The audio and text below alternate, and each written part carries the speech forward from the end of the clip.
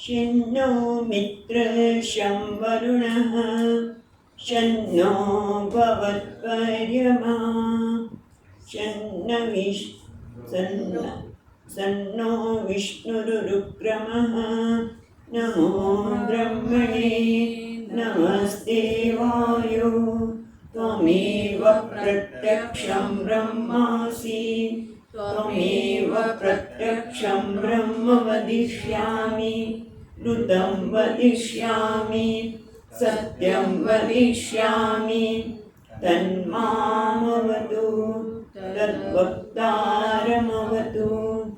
अवतु माम् अवतु वक्तारम् ॐ शान्ति शान्ति शान्तिः ॐ सहनाववतु सहनौ भुनक्तु सह वीर्यं करवावहै तेजस्विनावधीतमस्तु मा विद्विषावहै ॐ शान्ति शान्ति शान्तिः श्रुतिस्मृतिपुराणानाम् आलयं करुणालयं नमामि भगवत्पादं शङ्करं लोकशङ्करं शङ्करं शङ्कराचार्यं केशवं बादरायणं सूत्रभाष्यकृतौ वन्दे भगवन्तौ पुनः पुनः ईश्वरो गुरुरात्मेति मूर्तिभेदविभागिने व्योमवद्व्याप्तदेहाय दक्षिणामूर्तये नमः। श्रीहरिं परमानन्दं उपदेष्टारमीश्वरम् व्यापकं सर्वलोकानां कारणं तं नमाम्यहम्।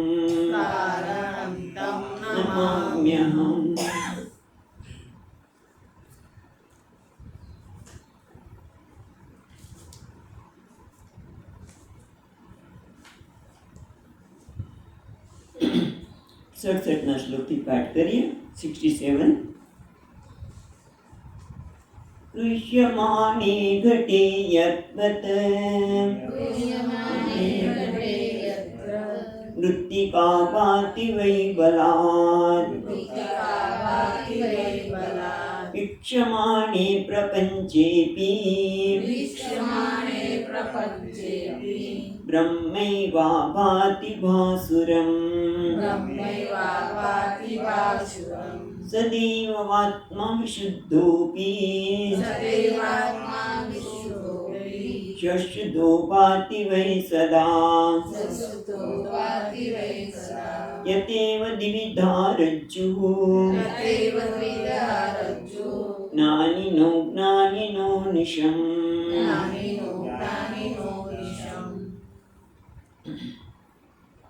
આપણે વિચાર કરતા હતા એ પ્રમાણે જે છે દૃશ્યમાણે ઘટે, જ્યારે આ ઘડાના સંદર્ભમાં વિચાર કરીએ ત્યારે બલાદ અનાયાસ સહજતાથી સમજણ પડી જાય કે આ માટી છે। મૃત્તિકા ભાતિ વૈ બલાદ એનું વીક્ષણ કરવામાં આવે તો ગૃહ્યમાણેનો અર્થ વિચાર કરવામાં આવે ત્યારે એ માટી છે। એ રીતે જ્યારે પ્રપંચના સંદર્ભમાં જેને પ્રપંચ કહીએ છીએ, જે મારા ઉપર અસર કરે છે એના સંદર્ભમાં વિચાર કરીએ ત્યારે બ્રહ્મૈવ ભાતિ ભાસુરમ, જ્યારે પ્રમાણનું બે અર્થ કર્યા હતા ભાસુરમના, કોઈ પણ પ્રમાણ વગર, એટલે કે મન કે ઇન્દ્રિયના પ્રમાણની આવશ્યકતા નથી।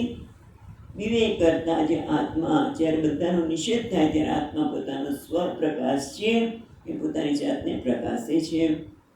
અને બીજો અર્થ આપણે ભાસુરનો એ કર્યો હતો કે જે પ્રમાણથી, જે શાસ્ત્ર કહે છે પ્રમાણના મદદથી જ્યારે જોઈએ ત્યારે જ આપણે ખબર પડે છે કે આ પ્રપંચ બીજું કશું જ નથી, પરમાત્મા છે. પણ એના માટે ગઈકાલે વાત કરી એ પ્રમાણે શ્રદ્ધા જોઈએ. શાસ્ત્ર કહે છે કે તું પૂર્ણ છે, આ બધું જ પૂર્ણ છે, પૂર્ણમદ પૂર્ણમિદમ, પણ એ સ્વીકારવા માટે, એ સત્યને જોવા માટે, સત્યને જોવા માટે છે જ, પણ એને જોવા માટે શ્રદ્ધા જોઈએ પ્રમાણમાં. તો આપણને ખબર પડે કે વિક્ષણ તો આપણે વિક્ષણ કરી શકીએ અને એમાં જોઈ શકીએ પ્રપંચ બ્રહ્મે ભાતિ. પછી આગળ એ પણ બતાવ્યું કે સદૈવ વિશુદ્ધોપી. પ્રશ્ન એ હતો તો બ્રહ્મ જ હોય બધું જ. શાસ્ત્ર ભાષા રાખે સ્પષ્ટ રીતે બલાદ, આગળ કીધું બલાદ, બળ અંગે અનાયાસે કોઈ પ્રયત્ન વગર જે માટી ઘડાને જોતા માટી દેખાય છે, એ રીતે પ્રપંચ બ્રહ્મ જ હોય તો પ્રપંચ કેમ દેખાય? જો બ્રહ્મ જ હોય તો પ્રપંચ કેમ દેખાય? એટલે એના સંદર્ભમાં આપણે જોયું એ પ્રમાણે અહીંયા કહે છે કે જેમ દોરડું છે પણ બે વ્યક્તિ, એક વ્યક્તિને દોરડું જ દેખાય છે, જ્ઞાની છે જેને દોરડાના સંદર્ભનું જ્ઞાન છે એ કહે છે કે આ દોરડું છે. પણ જેને જ્ઞાન નથી, જે અજ્ઞાની છે, એને એ જ દોરડું કેવું લાગે છે? સર્પ. એમ જેને જ્ઞાન છે એ જાણે છે કે બધું પ્રપંચ, જેને પ્રપંચ લાગે છે અજ્ઞાનીને, અને જ્યારે જ્ઞાની છે જેણે વિક્ષમાણમ, જેને વિક્ષણ કર્યું છે શાસ્ત્રના સંદર્ભથી, તો જાણે છે કે આ બ્રહ્મ જ છે. અચ્છા, જો તમે કહેતા હોય કે આ બધું બ્રહ્મ છે, સાચી વાત? હા, તો કે નનું આત્મા યદિ સદૈવ નિષ્પ્રપંચત્વેન ભાતિ. આત્મા છે એ ખરેખર નિષ્પ્રપંચ, એ જ્યાં કોઈ પ્રપંચ નથી એટલે આત્મા જ છે. જો તમે એમ કહેતા હોય કે આત્મા જ છે, તો પછી અત્યાર સુધી તમે આગળ કેટલામાં શ્લોકથી કીધું આપણે? દેહ કપ ઘણું આગળ કહી દીધું, એટલી વાર કહ્યું કે પ્રથમ દેહ સ્યાદ, પ્રથમ સ્યાદ દેહ કપુમાન અસંગો પુરુષો પ્રોક્ત. આ સ્તુતિ આત્માને અસંગ કહ્યું છે, અને એ આ દેહ છે બધા જ સંસ્કૃતિ, બધા જ પ્રકારના દોષથી ઘેરાયેલો છે. એ આત્મા દેહ કેવી રીતે હોઈ શકે? એવું તમે તો કેટલી વાર કીધું. જ્યારે તમે પહેલાં કહો છો બધું આત્મા છે, આપણે નિષ્પ્રપંચ, કોઈ પ્રપંચ વગર નિર્દોષી આત્મા જ બધું છે. તો પછી અત્યારે તો પહેલાં તમે આવો એમ શું કામ કીધું કે આ દેહ આત્મા નથી? કારણ કે દેહ એ આત્મા, એ માણસ, એ પુરુષ, આ દેહ આત્મા કીધું હોઈ શકે. એટલે કે ટૂંકમાં દેહ છે આત્મા, એ દેહ નથી. આત્મા એ દેહ નથી. એવું પછી કહેવાનું શું જોઈએ? જે બધું આત્મા જ છે, તો પછી આવું કહેવાનું શું કામ વાત કરી? પ્રશ્ન થાય છે કે અત્યાર સુધી તમે એમ કીધું કે દેહ, આત્મા એ દેહથી જુદો છે, હા, અને હવે કોઈ બધું જ આત્મા છે, તો દેહ પણ આવી ગયો ને. તો પછી એ પહેલાં કેમ આવું કીધું? આપણે ઘણી વખત આવું કરતા હોય. પણ તમે પહેલાં એમ કેમ કીધું હતું, આમ કેમ કીધું? એ કે પહેલાં જે કીધું હશે એ સંજોગોમાં એનું કંઈ કારણ તો હશે જ ને. અને એ વસ્તુ આપણને હવે પછીના શ્લોકમાં બતાવે છે. 59મો શ્લોક, બરાબર? યતૈવ મન્મય કુંભઃ તદ્દેહોપિ ચિન્મયઃ આત્માનાત્મવિભાગોऽયં મુદૈવ ક્રિયતે બુધૈઃ. યથેવ મૃન્મયં કુંભઃ, જે રીતે આ ઘડો બીજું કંઈ નથી, મૃન્મય એટલે માટી છે. જે આપણે ઘડો છે, કોળિયું છે, કુંજો છે, બધું શું છે? મૃન્મય. આ બધું શું છે? મૃન્મય એટલે કે માટી છે. અને એ જ રીતે દેહ, તે રીતે આ દેહ પણ શું છે? તે રીતે આ દેહ પણ શું છે? ચિન્મય. હા, એ ચૈતન્ય માત્ર જ છે. તો પછી પહેલાં શું કામ કીધું? પ્રશ્ન તો એ થાય ને કે પહેલાં તો કે એની પાછળનું કારણ આપણે જોઈએ પણ પહેલાં તો શું કહે છે, આ ઘડો છે એ માટી છે, એટલે કે આ ઘડામાં જે શાશ્વત અંશ શું છે તો કે માટી. આ ઘડાનો આત્મા શું છે તો કે માટી. ઘડો કેવો છે તો કે હંમેશા રહેવાવાળો નથી. એનો એ ઘડાને આત્મા માટી છે, એટલે આ માટી જ ઘડા રૂપે ભાસી રહી છે. એ રીતે આ દેહ પણ ચિન્મય છે, ચૈતન્ય છે, બીજું કંઈ નથી. કેમ? કારણ કે એના વિશે તમે વિચાર કરશો ત્યારે ખબર પડશે કે આમ તો જોવા જઈએ તો આ ચર્ચા એટલે ચાલે છે કે સાંખ્ય શું કહે છે કે આ જગત છે પુરુષ અને પ્રકૃતિનું બનેલું છે.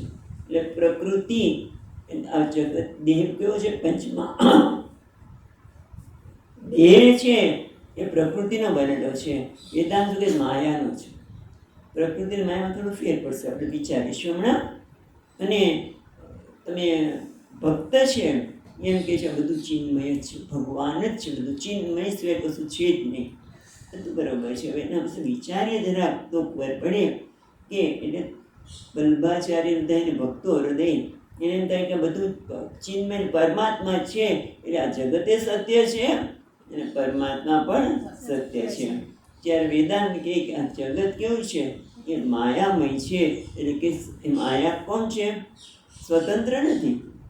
માયા સ્વતંત્ર નથી, એ તો માયા બ્રહ્માશ્રય છે. એને એનું હોવાપણું એ બધું બ્રહ્મો પર છે. એટલે માટે સત્ય શું છે? બ્રહ્મ. આ માયાથી નિર્મિત છે એ બધું કેવું છે? મિથ્યા, પરતંત્ર છે. જ્યારે ભક્ત હૃદય કહે છે કે જગતે સત્ય અને બ્રહ્મે સત્ય, બરાબર છે. અને એના માટે વિચારીશું કે સત્ય શું છે. એ ટૂંકમાં જેને આપણે જડ કહીએ છીએ, જડ કોઈ વસ્તુ છે જ નહીં, બધું ચિન્મય છે. જેમ દેહ ચિન્મય કીધું ને, એ ટૂંકમાં બધું જ ચિન્મય છે. જેમ ભિખારી છે, રાજા છે, એ બધા કોણ છે? તો અભિનેતા છે. એ કોણ છે? અભિનેતા. પણ એ ક્યારે ખબર પડે? કે જ્યારે એ રાજા કે ભિખારીને આપણે ધારીને જોઈએ તો કંઈક વસ્તુ એવી છે કે જે એની સાથે આપણે મેળવી શકીએ. અને જેને ખબર હોય ને એને તરત જ ખબર પડી જાય કે ભાઈ આ ઘણી વખત નાના બાળકો હોય આ પિક્ચર આવેલું, આ પિક્ચર હતું ને એમાં અભિનેતા અમિતાભ બચ્ચન, રાઈટ, એ જ હતો ને બાળક બનેલો. તો કેટલો નાનો બાળક!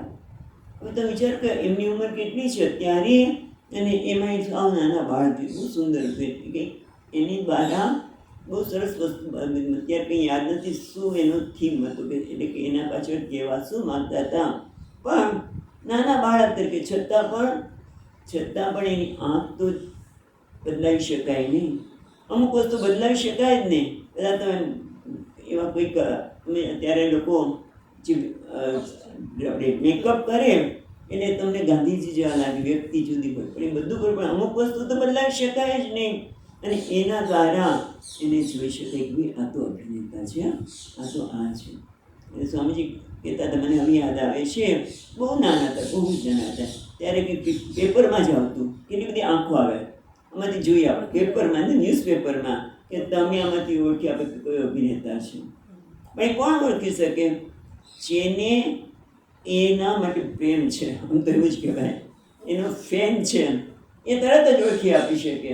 એટલે કે એને પ્રકારનો વિવેક છે, સ્પષ્ટ છે. એ રીતે આ દેહ જે આપણે કહીએ છીએ એમાં પણ અસ્થિ ભાગ્યને પ્રિય છે, ચિન્મય છે. કારણ કે બધું ચૈતન્યમાંથી અસ્થિ ભાગ્યથી કશું જુદું નથી. કારણ કે તમે કંઈ પણ ભેદ કરો તો અદ્વિતીયતામાં વાંધો આવે. દસ્ય દ્રષ્ટા કો પ્રકાશ કો તો શું ભેદ છે? પણ તેના બધું ચિન્મય જ છે. અને એટલા માટે તમે જોજો ચોથા ગીતામાં ચર્ચા ચાલેલી કે ભગવાને કહ્યું કે હું અવતાર ધારણ કરું છું. તો શ્રી કૃષ્ણએ અવતાર ધારણ કર્યો તો એ દેહ કેવો છે? એનો દેહ પંચમહાભૂતનો છે? તો કે ના. કેમ? કે જે જીવ જે કર્મ કરે, કર્મને ભોગવવા માટે એને પંચમહાભૂત દેહની આવશ્યકતા પડે. પણ ભગવાનને તો કંઈ કર્મ ભોગવવાના છે એમને. એણે તો પ્રાર્થના કરવામાં આવી એટલે એમણે અવતાર ધારણ કર્યો, એક દેહ ધારણ કર્યો. અને કેવો છે? ચિન્મય. ચિન્મય વસ્તુ, એમાં ચિન્મય એ ચૈતન્ય સિવાય કશું જ છે નહીં. સ્વમાયા શું છે? સંભવામી આત્મમાયા, હું મારી માયાથી પ્રગટ થઉં છું. એટલે ટૂંકમાં પરમાત્મા જ શું છે? ચિન્મય છે. અને આ જગત પણ કેવું છે? ચિન્મય છે. કોઈ જડ જેવી વસ્તુ જ નથી. એટલે પરમાત્મા જોઈએ તો પછી અશુદ્ધિ પણ નથી ને. જે કંઈ જો એ ચિન્મય છે તો અશુદ્ધિ છે એવી પણ વસ્તુ નથી. પણ આ બધું કહેવામાં કેમ આવે છે? તો કે છે એટલા માટે બીજી લીટીમાં કહે છે, આત્મા અનાત્મ વિભાગોયમ મુદા એવ ક્રિયતે અબુધૈહિ. જેને વિવેક નથી, અબુધૈહિ એટલે જે વિવેક નથી એના માટે શરૂઆતમાં કહેવામાં આવે છે. અવિવેકને કહેવામાં આવે છે કે આ દેહ છે, આત્મા નથી. એટલે આ દેહ જ એટલે દેહ આત્મા નથી એટલે એવું નહીં કહેતા કે આ દેહ આત્મા નથી. એટલે પછી હમણાં કીધું કે આત્મા ચિન્મય, દેહ ચિન્મય છે, દેહ પણ આત્મા જેવો અર્થ થયો કે નહીં? પહેલાં વિવેક કહેવામાં આવ્યું કે આ દેહ આત્મા નથી. હવે કહે છે આ દેહ પણ આત્મા છે. દેહ ચિન્મય છે એટલે આત્મા છે. તો એમ કેમ કહ્યું? કે એટલે કહેવાનું તાત્પર્ય એ છે કે આ દેહ પણ આત્મા જ છે. દેહ પણ આત્મા જ છે. પણ તું જે માને છે કે આ દેહ આત્મા છે તે કે એક જ દેહ આત્મા છે ને, ખ્યાલ આવે છે? દેહ આત્મા જ. પહેલાં કીધું કે દેહ આત્મા નથી. હવે કહેવામાં આવે છે કે દેહ એ આત્મા જ છે. પણ એક કેવી રીતે કે આ એક દેહને તું આત્મા ન માનીશ. એક દેહના અંદર બધા દેહ આત્મા છે. જો આત્મબુદ્ધિ કરવી જ હોય તો બધા દેહમાં આત્મબુદ્ધિ કર. પણ શરૂઆતમાં એટલા માટે કહેવામાં આવ્યું કે એક જ દેહને આત્મા માને છે. એક જ દેહને આત્મા માને છે. માટે અવિવેકને કીધું તું વિવેક કર કે આ દેહ છે એ તો કેવો છે? એ દ્રશ્ય છે. જેમ આ ટેબલ દ્રશ્ય છે એમ દેહ પણ દ્રશ્ય છે. માટે તારાથી જુદો છે. માટે દેહ એ આત્મા નથી. પણ એ વિવેક કરવા માટે કે જેથી એ પોતે એમાંથી મનને હટાવી અને જે નક્કર વસ્તુ છે, જે સત્ય છે એના તરફ ધ્યાન કરી શકે. જ્યાં સુધી દેહને જ આત્મા માને તો દેહ જેના કારણે છે અસ્થિ ભાતિ પ્રિય, તેના તરફ દ્રષ્ટિ જાય જ નહીં. એટલા માટે કે છે આત્મ અનાત્મ વિભાગોયમ. આ આત્મા છે, આ અનાત્મા છે. એ બધાની પાછળનો હેતુ એટલો જ વિભાગ કે જેથી એમાંથી આત્મબુદ્ધિ એ દૂર કરે. અને પછી જે કીધું ને કે સૂક્ષ્મ દેહ કે સ્થૂળ દેહ છે બધા જ વિક્ષમાણે જ્યારે વિવેક કરવામાં આવે ત્યારે અસ્થિ ભાતિ પ્રિય, બ્રહ્મ સિવાય કંઈ જ નથી. પણ એ વિક્ષણ ક્યારે થાય? જ્યારે આ એક દેહમાં વિવેકથી જોવે કે આ દેહ એ આત્મા નથી. તો દેહની પાછળ જે કેટલા બધી પરંપરા ચાલે છે ને, દેહ હું છું એટલે પછી દેહના જે કંઈ પ્રોબ્લેમ હોય મારા બની જાય, સૂક્ષ્મ દેહના સમસ્યા મારી બની જાય એટલે પહેલાં કંઈ એ બધું તું નથી. પછી કહેવામાં આવે કે ભાઈ એ તું છે. એટલે ટૂંકમાં પહેલાં કહેવાની પાછળનો હેતુ એટલો જ છે કે જેથી આ એક જ દેહને જે આત્મા માને છે એના માટે વિવેક છે. જ્ઞાની માટે તો આ દેહ પણ આત્મા છે, સર્વ દેહ આત્મા જ છે. પણ પહેલાં વિવેક કરે છે. ખરેખર જે વૈજ્ઞાનિકો પણ કહે છે ને કે આ બધું શું છે? તો કે આ ઉર્જા છે. ઉર્જાનો જ વિલાસ છે. ઉર્જા એટલે શક્તિ, એનર્જી. અથવા તો એનાથી પણ આગળ કહીએ તો આ બધા જ કોઈ પણ એ લોકો તત્વને જોવે તો આ શું છે? અણુ, પછી કે પરમાણુ, પછી શું છે? ઇલેક્ટ્રોન, પ્રોટોન અને ન્યુટ્રોન. પણ ઇલેક્ટ્રોન પ્રોટોન પર કોના પર આધાર છે? ઇલેક્ટ્રોન, ન્યુટ્રોન અને પ્રોટોન એ કોના પર આધાર છે? ઇલેક્ટ્રોન પર. એટલે ઇલેક્ટ્રોન મહત્વના છે. અને એટલે વૈજ્ઞાનિકોમાં એમ કે આ બધું શું છે? ડાન્સિંગ મુનિ માસ્ટર કરીને એક પુસ્તક. તો આ બધું કોણ છે? ઇલેક્ટ્રોન જ ડાન્સ કરી રહ્યા છે અને જુદા જુદા રૂપે દેખાઈ રહ્યા છે. પણ એનાથી થોડુંક આગળ વેદાંત શું કહે છે? આ ઉર્જા, ઇલેક્ટ્રોન એ સત્ય નથી, પણ એ જેને આધારે છે ચૈતન્ય. કે ઉર્જા પણ સતત, ચૈતન્ય વગર ઉર્જાનું અસ્તિત્વ શક્ય નથી. ઉર્જા છે એવું કોણ કહે છે? જે ચેતન છે જ કહે છે ને. એટલે ચેતન વગર શક્ય નથી. એટલે ઇન્દ્રો, અને એ ચેતન જ આ ઇન્દ્રો માયાવી પુરુરૂપે તે, આ ચૈતન્ય જ અનેક રૂપે ભાસી રહ્યો છે, વિલાસ કરી રહ્યો છે. પણ કેવી રીતે? વિવર્ત રૂપે. જેમ દોરડું જ પોતાનામાં કોઈ પણ પ્રકારના પરિવર્તન વગર સર્પ ભૂછિદ્ર માળા રૂપે વિલાસ કરી રહ્યો છે, કોઈ પણ પરિવર્તન વગર, એ રીતે એક જ ચૈતન્ય આ અનેક રૂપે વિલાસ કરી રહ્યો છે. કોઈ પણ પ્રકારના પરિવર્તન, પરમાત્મા ચૈતન્ય, પરમાત્મા ચૈતન્ય એટલે આત્મા, આત્મા જ કે પરમાત્મા જ આ બધા રૂપે વિલાસ કરી રહ્યો છે. માટે વિવેકની જરૂર છે. એટલે વિવેક માટે કહેવામાં આવે પહેલાં કે આત્મા અને અનાત્માનો વિવેક કર, પણ છેવટે જાણવાનું તો એક છે. જેમ સ્વામીજી ઇક્વેશન મૂકે, બી ઇઝ ઇક્વલ ટુ એ. બી એટલે ભિખારી. ભિખારી એ અભિનેતાથી જુદો નથી, પણ અભિનેતા છે એ ભિખારીથી જુદો છે. ભિખારી અભિનેતા વગર શક્ય નથી, પણ અભિનેતા છે, ભિખારી જુદો છે. પણ એટલે ક્યારે ખબર પડે? અને પછી આપણે હમણાં જ વાત કરી, પછી ગમે તે વેશમાં ભિખારી આવે તો એને આપણે જાણી શકીએ જ્યારે એ પ્રકારનો વિવેક હોય. એવી રીતે પરમાત્મા પણ આ ચિન્મય પ્રભુ છે, પણ એ ગમે તે રૂપમાં આવે ત્યારે ક્યારે જાણી શકીએ? કે જ્યારે આપણું મન શાંત હોય અને અસ્થિ ભાતિ પ્રિયના દર્શન કરી શકીએ. આ નામ રૂપને માતાના મનને હટાવી શકીએ. માટે પહેલાં કહેવામાં કે આત્મા અનાત્મ વિવેક કરી લખે છે. આત્મા અનાત્મ વિભાગો યમ. આ આત્મા અને અનાત્મનો વિભાગ છે મુધા એટલે વ્યર્થ. એવ ક્રિયતે અબુદૈહી. આ જે વિવેકી નથી, અબુદૈહી, એ લોકો જ આત્મા અનાત્માનો વિવેક કરે છે. પણ બીજો અર્થ પણ થાય છે. અબુદય ક્રિયતે અબુદયી છે ને, એમાં અને એટલે ન માટે, ન બુદયી ક્રિયતે, ન બુદ્ધ. જો સંસ્કૃતની સુંદરતા, એક અર્થ એવો કર્યો કે આત્માનાત્માનો વિભાગ અવિવેકી અબુદયી મુધા ક્રિયતે. અવિવેકી ખોટી રીતે કરે છે. ખરેખર આત્મા અનાત્મા એવા બે ભાગ છે જ નહીં, આત્મા જ છે.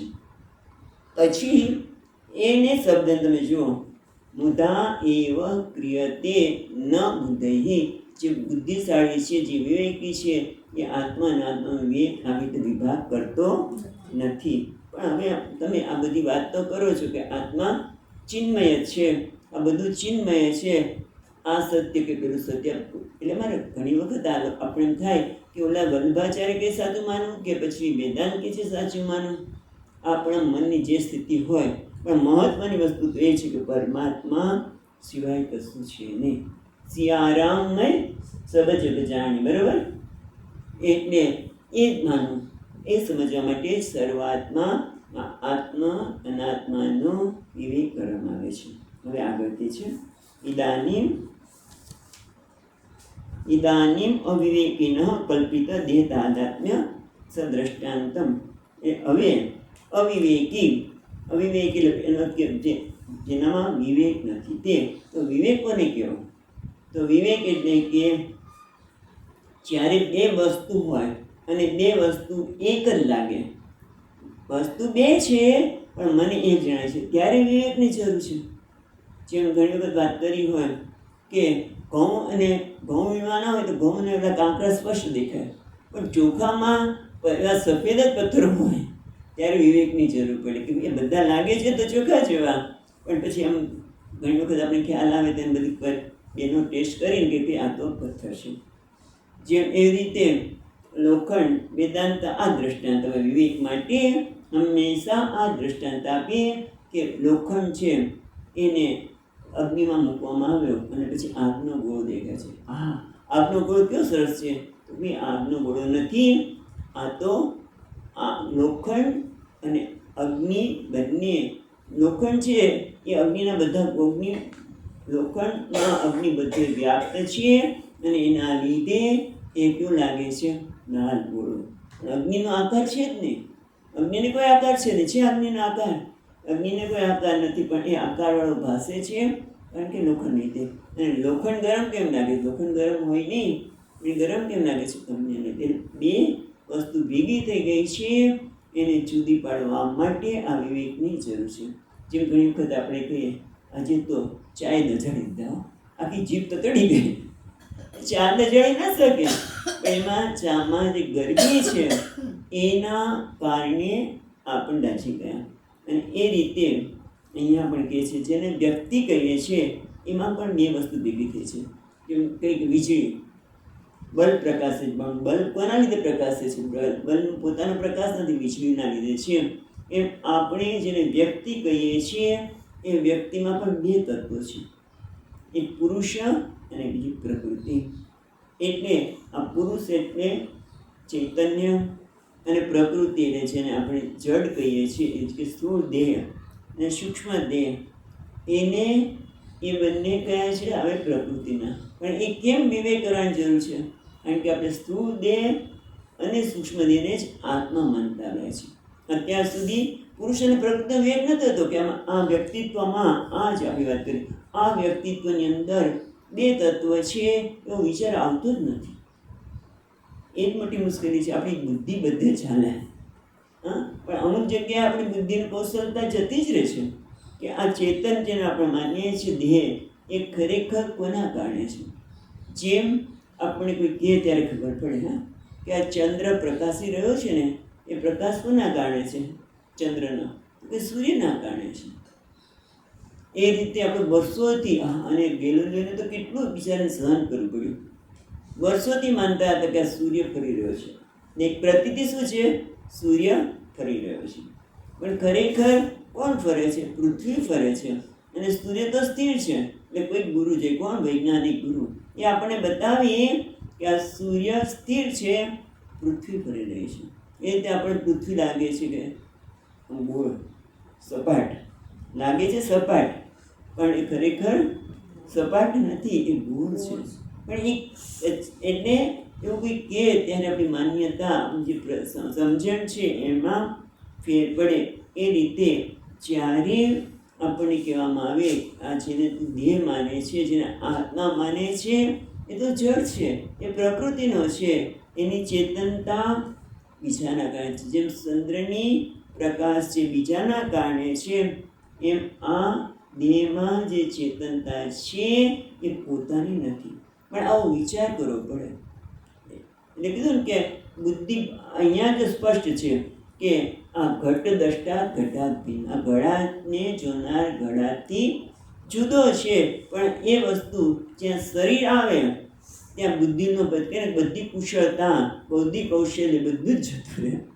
અને એટલા માટે ભગવાને પણ કહેવું પડે, ઇદમ શરીરમ કૌંતેય ક્ષેત્રમિત્ય વિધીયતે. આ શરીર છે એ ક્ષેત્ર છે, એનો તો દ્રષ્ટા છે એ અનાત્મા છે. ઇદાનીમ વિવેક, આ પ્રકારના વિવેકની જરૂર છે, વિચારની જરૂર છે. પછી પ્રતીતિ ભલે ને રે, પ્રતીતિ સામે કોઈ વિરોધ નથી, પણ જે નિર્ણય છે, કારણ પ્રતીતિ નહીં પણ આપણો નિર્ણય મહત્વનો છે.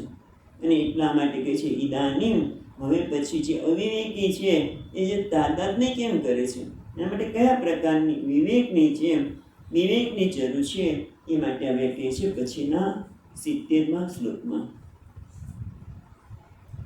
સર્પત્વેન યથા રજ્જુઃ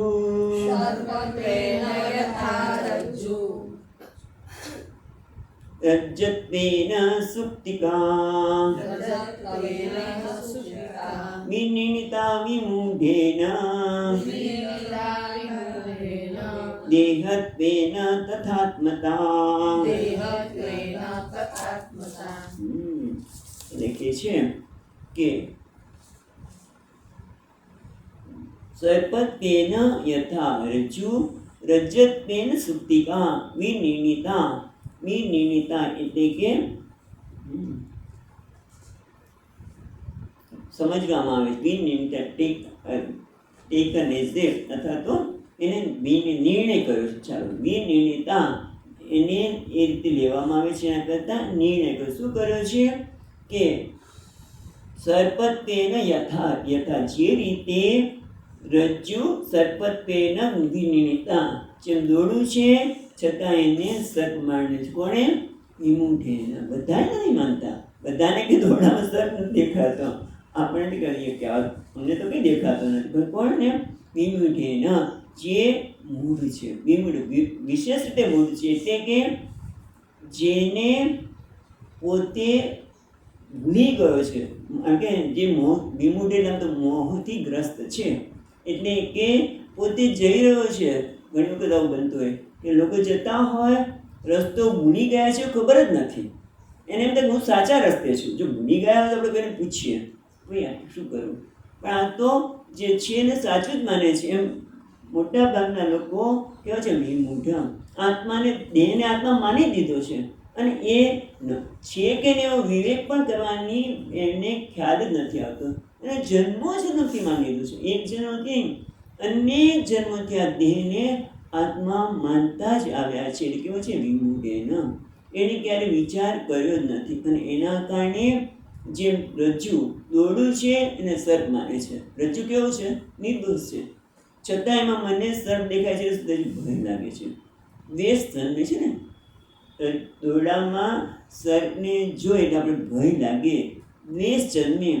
પણ એ વખતે જો આપણે પૂછીએ કે આ દ્વેષ જન્મી રહ્યો છે, ભય લાગી રહ્યો છે, કોના કારણે છે? સર્પના કારણે નથી, દોરડાના કારણે છે. દોરડું જ મને જે નિર્દોષ છે, પણ મારો નિર્ણય છે, કંઈક અધ્યાર થઈ ગયો છે, કોઈ કારણે નિર્ણય આવો થઈ ગયો છે કે સર્પ છે એટલે મને ભય લાગે છે, દ્વેષ થાય છે. પણ જ્યારે પ્રશ્ન પૂછીએ કે આ દ્વેષ કોના કારણે છે, આ ભય લાગે છે કોના કારણે છે, તો કે નિર્દોષ એવા દોરડાને કારણે. એ રીતે જ્યારે મને જગતમાં કોઈના માટે દ્વેષ થાય છે, તે વ્યક્ત કેવી નકામી છે, આને તો મોઢું જ જોવું નથી, અથવા તો અમુકને જોઈને મને ડર લાગે છે. ત્યારે આપણે પ્રશ્ન પૂછીએ કે આ ડર લાગી રહ્યો છે, આ મને કોઈના માટે દ્વેષ થઈ રહ્યો છે, કોના કારણે છે? એ ખરેખર વ્યક્તિના કારણે છે? તો કે ના. વ્યક્તિ કોણ છે? તો કે આપણે કીધું ને આગળ,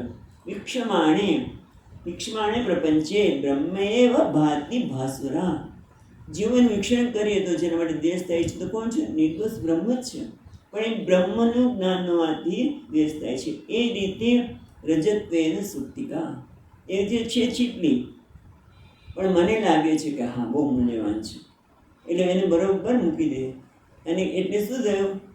જે રજત કેવું છે? મૂલ્યવાન નથી, સાવ તુચ્છ છે, પણ છતાં એમાં મને મૂલ્યવાન લાગે છે, એટલે મને આસક્તિ જન્મે છે. કોઈને બતાવીશ ને, કોઈને ખબર ન પડે કે મને ચાંદી મળી છે, માટે છાની માની જઈ અને મૂકી દે અંદર. એ રીતે જ્યારે મને આસક્તિ જન્મે, રાગ જન્મે, ત્યારે પણ સમજવાની જરૂર છે કે આ તુચ્છ વસ્તુ માટે રાગ જન્મે છે. આ કોના માટે રાગ જન્મે છે? તુચ્છ વસ્તુ માટે રાગ જન્મે છે. એટલા માટે જરા વિવેકની જરૂર છે કે જે મૂલ્યવાન નથી એના માટે, તુચ્છ વસ્તુ માટે રાગ જન્મે છે. અને એ રીતે એને ધારીને જોવાની જરૂર છે. બધા અત્યારે આપણી પાસે ત્યાં પડ્યું છે એક ફોટો આપવામાં આવ્યો છે. આમ જો તો લીટી દેખાય, આમ ગૂંચવાળા શબ્દ, બીજી શબ્દમાં કહીએ તો ગૂંચવાળા જણાય, લીટી હોય, પણ પછી આમ ધારીને જોઈએ ને તો એમાં ઓમ દેખાય છે, કૃષ્ણ દેખાય, યાદ આવે છે. પણ તમે જુઓ કે ઘણાને કીધું જુઓ તો મને તો કંઈ દેખાતું જ નથી, પણ તું ધારીને જો કે દેખાતું જ નથી. પછી એને કહ્યું તારું મોઢું દેખાય, તો મારું તો દેખાય છે. તમે જોજો એમાં આપણું પોતાનું મોઢું દેખાય, તો બસ એમાં જે આમ દેખાય છે ત્યાં તો તારી નજરને કેન્દ્રિત કર, તો ધીમે ધીમે તું અદૃશ્ય થઈ જઈશ, ત્યાં શ્રી કૃષ્ણ દેખાશે, ઓમ દેખાશે. પણ બધાને નથી થતું. કેમ? કારણ કે મન ક્યાં છે? રાગ દ્વેષમાં અટવાયેલું છે. એટલે એ રીતે ભગવાન અહીંયા પણ કહે છે કે તું ધારીને જો, તને જેના માટે દ્વેષ થાય છે, જેના માટે રાગ થાય છે, ભય થાય છે, ખરેખર તું આમ ધારીને જોઈશ ને તો એ બીજું કોઈ નથી, અસ્થિ ભાતિ પ્રિય પરમાત્મા જ છે.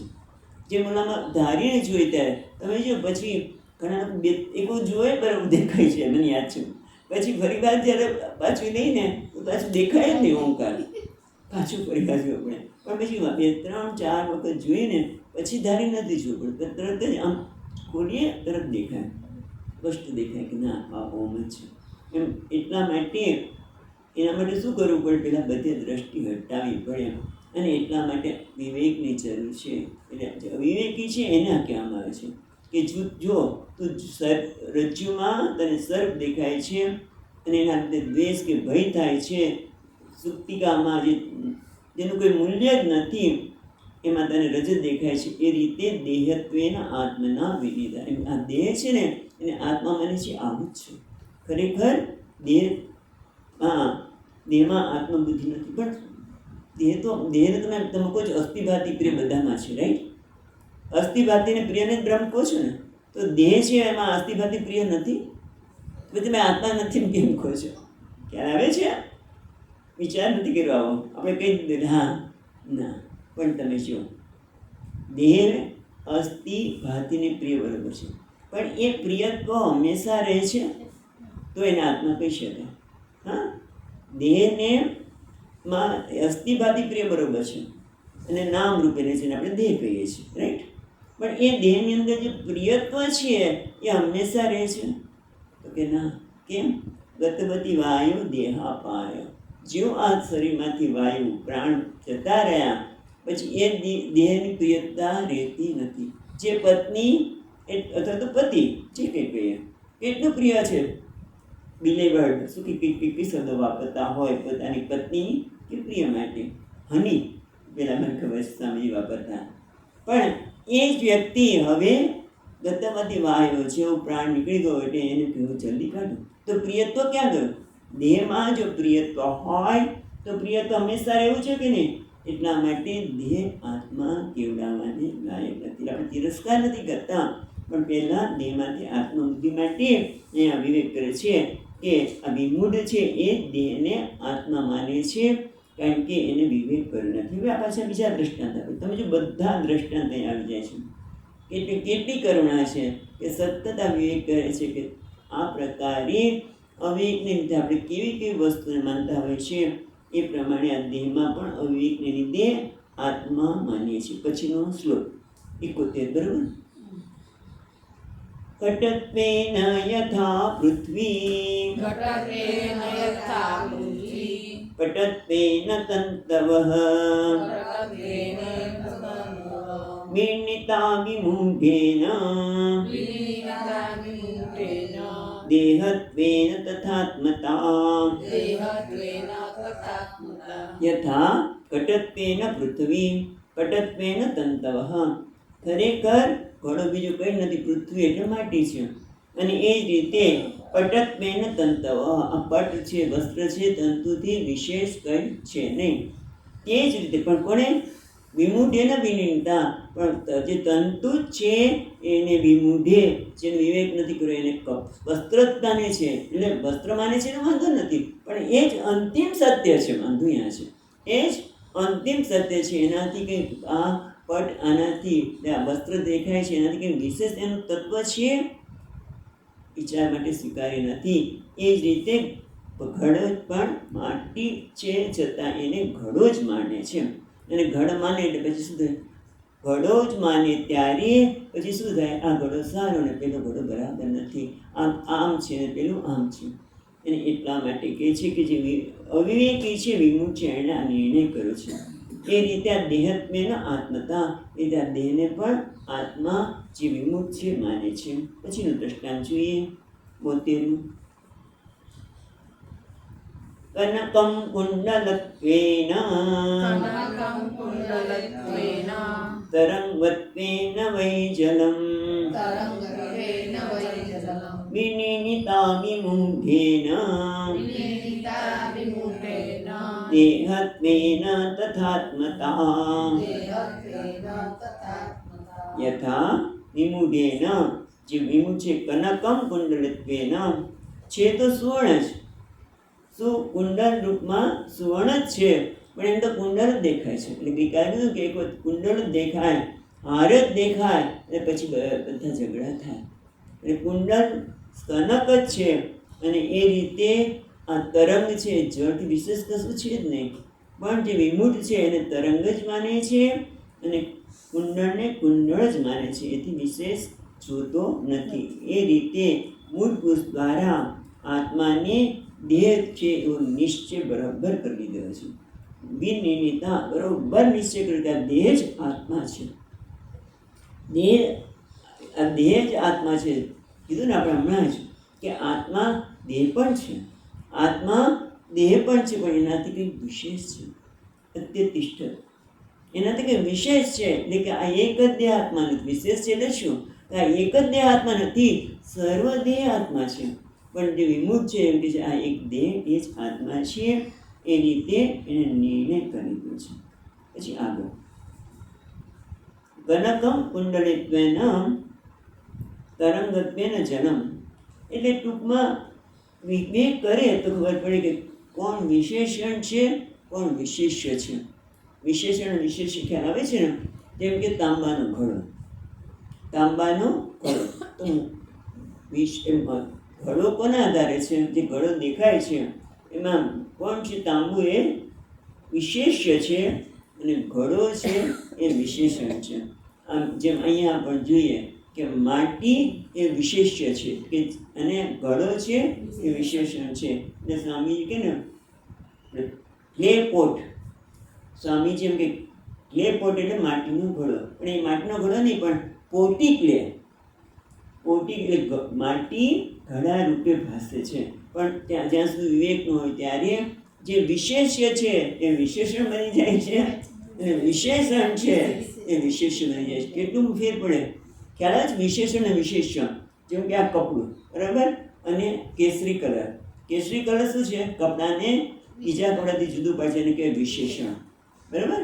અને આ કપડું છે વિશેષ્ય.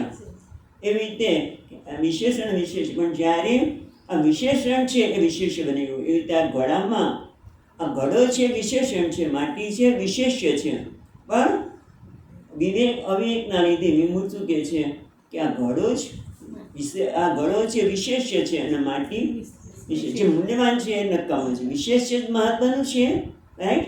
વિશેષ્ય મહત્વનું છે પણ એને મહત્વનું માનતો નથી. અને એના લીધે ભલે વાંધો નથી, તમે આને માટીનો ઘડો કહો, કુંડળ કહો, એને વાંધો નથી, વિવિધતાને વાંધો નથી.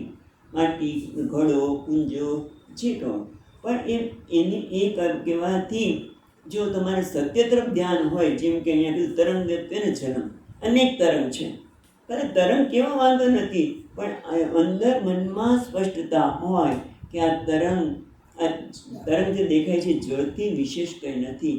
આ બધા કુંડળ દેખાય છે એ સોનાથી વિશેષ નથી. પછી તમારે જે કહેવાય કહો, સોનું કુંડળ કહો, હાર કહો, બુટ્ટી કહો, બંગડી કહો, વાંધો નથી.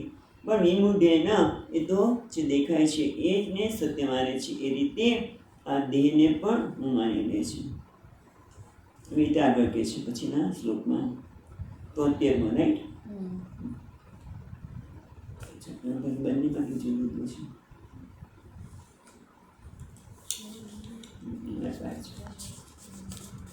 ટીકાની જરૂર નથી એટલે જોયું. હા, બેમાં જુદું છે. એ ચોરત્વેને છે, અમારી જોડણીમાં પુરુષત્વેને છે. ચાલો બે વાંધો નહીં, તમારી પ્રમાણે લઈશું. ચોરત્વેન યથા સ્થાણું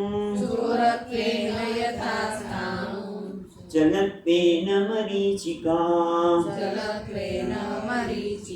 વિનિર્તા વિમૂઢેન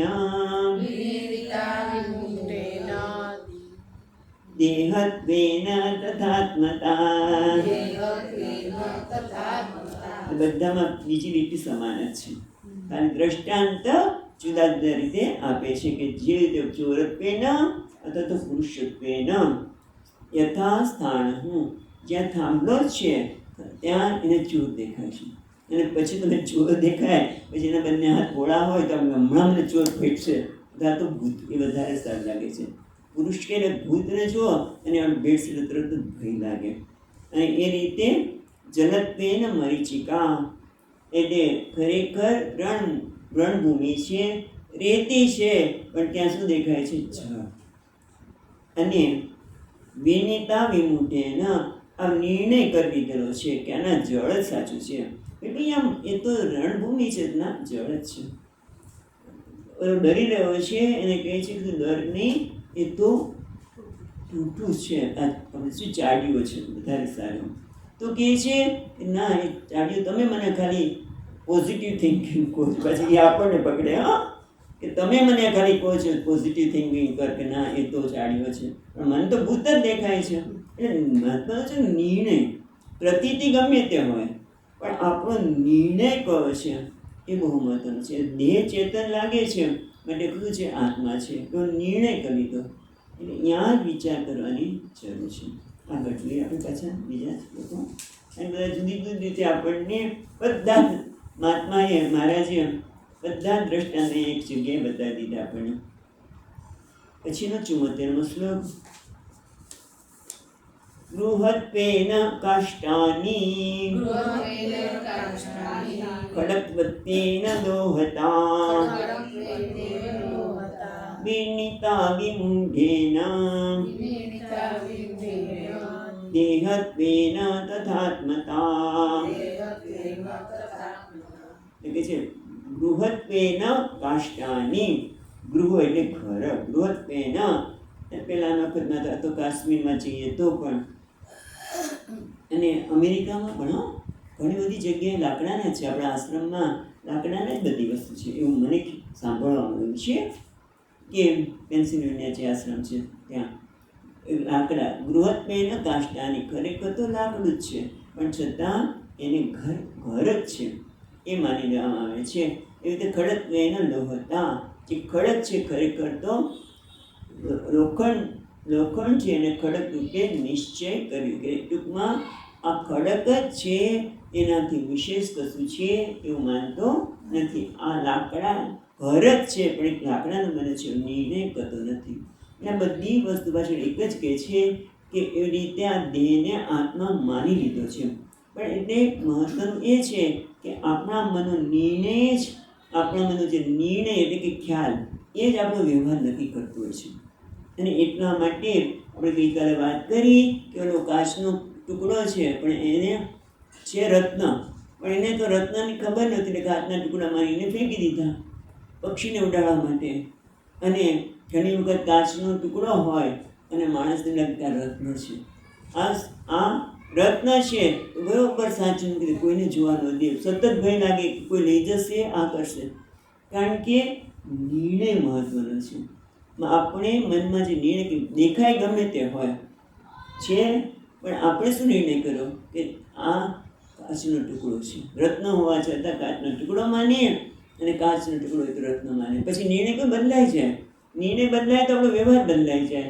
કાચના ટુકડાને આપણે તિજોરીમાં બરોબર સાચવીને રાખીએ અને કોઈને ચાવીએ ન આપીએ, ભાઈ કોઈ ચાવી આપશે કોઈ બીજું લઈ જશે તો. કારણ કે નિર્ણય મહત્વનો છે. એવી રીતે જેમ કે ભિખારી હોય, અભિનેતા છે એ ભિખારીનો વેશ ભજવી રહ્યો છે, બરાબર થઈ જશે. ભિખારીનો વેશ ભજવે કોઈ કારણસર કે અભિનેતા પોતાને ભિખારી માની લે છે. જ્યારે ભિખારીનો વેશ ભજવે છે ત્યારે અભિનેતાને ખબર છે કે હું ભિખારીનો વેશ ભજવું છું, પણ કોઈ કારણસર પેલો અભિનેતા માને છે કે હું ભિખારી છું. અને પછી કોઈ અપમાન કરે, મારું અપમાન કર્યું, તરત જ સામે બે શબ્દો ચોપડાવી દે છે. આપણે કોઈ અપમાન કરીએ, કોઈ બે શબ્દ કહે તરત ચોપડાવી દે. કોઈ લાભો મારે, એને કેમ એવું કર્યું કે એના સ્ક્રિપ્ટમાં એને આવું કરવાનું હતું, પણ તારી સામે ભિખારીઓ તેને સહન જ કરવાનું હતું, તારે સહન કરવાનું હતું, પણ એનું પોતાની ભિખારી અભિનેતા માનીને એટલે આખોનો વ્યવહાર બદલાઈ ગયો. ખ્યાલ આવે છે કે ખ્યાલ એને બસ એક જ અભિનેતાને કે હું ભિખારી છું. પછી એ કોઈ તેને બે શબ્દો કીધા તો સામે બીજા બે શબ્દોથી વધારે ચોપડાવી દઈએ. કોઈ અપમાન કર્યું, કોઈ માર્યું ખરું, ભિખારી મારી જ કરે કોઈ, તો તરત જ પેલો હાથ જોડી દે. તો કેમ? કારણ કે એને પોતાનો ખ્યાલ બદલાઈ ગયો. એવી રીતે હું જીવ છું, એટલે કે આ દેહ જ આત્મા છે, કારણ કે ચેતન છે. જીવ માનવું એટલે આપણો વ્યવહાર બદલાય છે. ત્યારે કે ને જેમ રાજકુમાર હતો, એક રાજકુમાર નાનો હતો ને કંઈક કોઈક એને મૂકી દીધો. હા, ઘણી વખત વાત યાદ આવી કે એને મારવા એક રાણીને ત્યાં બાળક આવે એટલે બીજી રાણીની ઈચ્છા આવે અને એની પાસે ચોર આવીને કંઈ મોકલાવી દીધો. પણ ઓલાને થયું કે આવા બાળકને, નાના ફૂલ જેવા બાળકને મરાય કેમ, એને જીવતો મૂકી દીધેલો. અને પછી કોઈ એને પાળ્યો અને પોતાને અચ્યુત માને છે, કંઈક એમને મોટો કરેલો. એ રાજકુમાર હોવા છતાં પણ એનો વ્યવહાર કેવો છે? એક સામાન્ય ગરીબ માણસ જેવો, અને એટલા માટે એને કંઈ લાભ મળતો નથી. એમ આપણે છીએ કેવા? વેદાંત એ જ કહે છે કે વેદાંત કે આપણે એક જ વેદાંત કરે છે આપણને કે તું તારી જાતને જે નિર્ણય કર્યો છે, જે ખ્યાલ કર્યો છે, એનામાં પરિવર્તન લાવ. તારા નિર્ણયમાં માન્યતા કે હું આ દેહ જ છું, અને દેહ છું એટલે મર્યાદિત છું, માટે હું જીવ છું, એ માન્યતા તારી છે એ સત્ય નથી. માટે તું પરિવર્તન લાવ. પણ આપણે અને જો તો પરિવર્તન આવી જાય ને તો આપણો વ્યવહાર બદલાય છે. હું મારી જાતને મર્યાદિત માનું છું તો પછી મારો વ્યવહાર અમુક પ્રકારનો હશે. પણ જ્યારે મારામાં પરિવર્તન આવે તો આપણું મૂલ્ય બદલાય છે, આપણો વ્યવહાર બદલાય છે, આપણા ઉદારતા આવી છે. અત્યારે સંકુચિતતા છે, કેવી ઉદારતા આવી જાય. આપણે કહેવાય ને નાની નાની વસ્તુથી વિક્ષિપ્ત ન થઈ, પણ આ પરિવર્તન એટલું સાંભળીએ ને તો એ કેમ આવતું નથી? ઘણી વખત એવું થાય કેટલું સાંભળે પણ પાછા ત્યાં ને આવી જઈએ છીએ. કારણ કે અનેક જન્મથી માન્યું છે કે દેહને આત્મા માનીમાં કંઈ ખોટું નથી. કારણ કે દેહમાં ચેતનતા દેખાય છે માટે આત્મા માનીએ છીએ, અને અનેક જન્મથી આત્મા માનીએ છીએ. પણ આ ચેતનતા હમણાં વાત કરીએ પ્રમાણે કોના કારણે છે? જેમ ચંદ્રનો પ્રકાશ સૂર્યના કારણે છે, એમ આ દેહ ચેતન લાગે છે, સૂક્ષ્મ શરીર પણ ચેતન લાગે છે. પણ એ ચેતનતા કોના કારણે છે? એ ચૈતન્ય લીધે. ચેતનતા એ પરમાત્માના કારણે છે, ચૈતન્યને લીધે છે. અને કોની માને છે? મારી.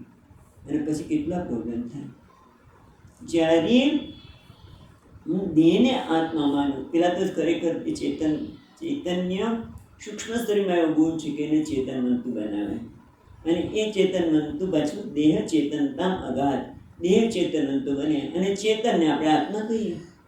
આ અવિવેક છે, અને એને નિર્ણય કરી લે છે. વેદાંત શું કહે છે કે ત્યાં જે વિવેક કર, બસ બીજું કંઈ નથી કહેતા. તારી જે માન્યતા છે એને ચકાસ તો ખરો, વિચાર તો કરો કે આ ચેતનતા કોને કારણે છે. અને જ્યારે આ શરીરને હું માનું છું ત્યારે હું પાછું એ રીતે સૂક્ષ્મ શરીરને હું માનીને કરતા માનું છું.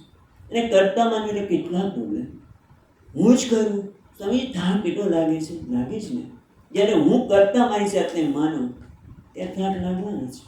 પણ એ જે કંઈ થઈ રહ્યું છે એ કોના કારણે છે? એ ચેતનતા કોણ છે? એ છે. એને વિચાર કર.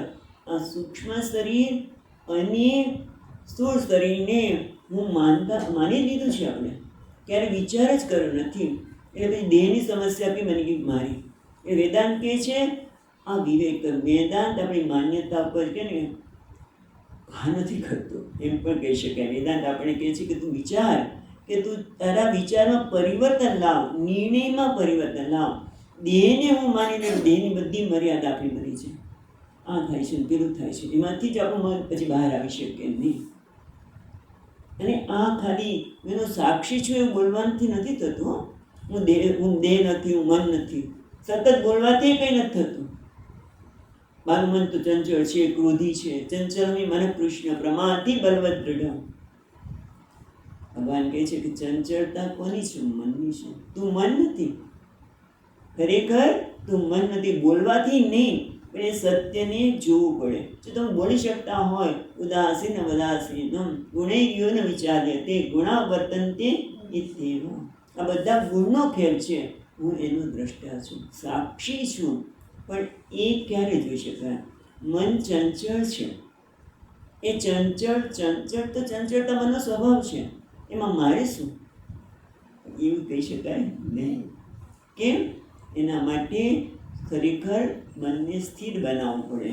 એના માટે અંતઃકરણને સાત્વિક બનાવવું બને. જ્યાં સુધી રજોગુણ અને તમોગુણ છે ત્યાં સુધી આપણે નિર્ણય આવા જ કરવાના. એટલે કે રજોગુણ અને તમોગુણમાંથી પેલા મુક્ત થવું પડે. એના માટે કર્મ ભાવનાથી કર્મ કર, જે કરવું કર. સત્વગુણ આવે ત્યારે આપણા નિર્ણય ટકી શકે. નહીં તો ખાલી હું મન નથી બોલી નાખીએ, પણ જરા કંઈ ઘટના ઘટે બસ સવારથી જ જાય છે. કારણ કે આપણો નિર્ણય અનેક જન્મથી છે. એટલા માટે એ નિર્ણયમાં પરિવર્તન લાવવાની જરૂર છે. બસ તો તારો વ્યવહાર સુંદર થઈ જશે. આ દુઃખ કેમ છે ને આમ કેમ છે ને બસ એટલું કર ને ભાઈ કે તું તારા મનમાં જે નિર્ણય થયો છે ને જરાક ચકાસ, શાંતિથી બેસ, બીજું કંઈક કર, કંઈક થોડી વાર કામ છોડ, પણ તું આને મહત્વ આપ. આપણે તો એટલું બધું મહત્વનું બીજી વસ્તુ બની ગઈ છે કે ટાઈમ જ નથી મળતો. વિચાર થોડી વાર ને નિર્ણયમાં પરિવર્તન લાવ, અંદરથી લાવવાનું. અને જેટલા અંશે પરિવર્તન આવશે એટલા અંશે આપણો વ્યવહાર બદલાઈ જશે. તમે બદલાઈ ગયા બરાબર છે. કેમ? કારણ કે આપણો નિર્ણય બદલાયો છે, આપણો ખ્યાલ બદલાયો છે. અને વેદાંત આપણે એ જ કહે છે. એટલા માટે આટલા બધા દ્રષ્ટાંત, જુદા જુદા દ્રષ્ટાંત એટલા માટે આપે છે કે જેથી આપણે વિમૂઢ ન રહે. વિમૂઢ બરાબર છે, વિમૂઢ છે પછી તો આપણે બીજા દ્રષ્ટાંત નથી જોયા.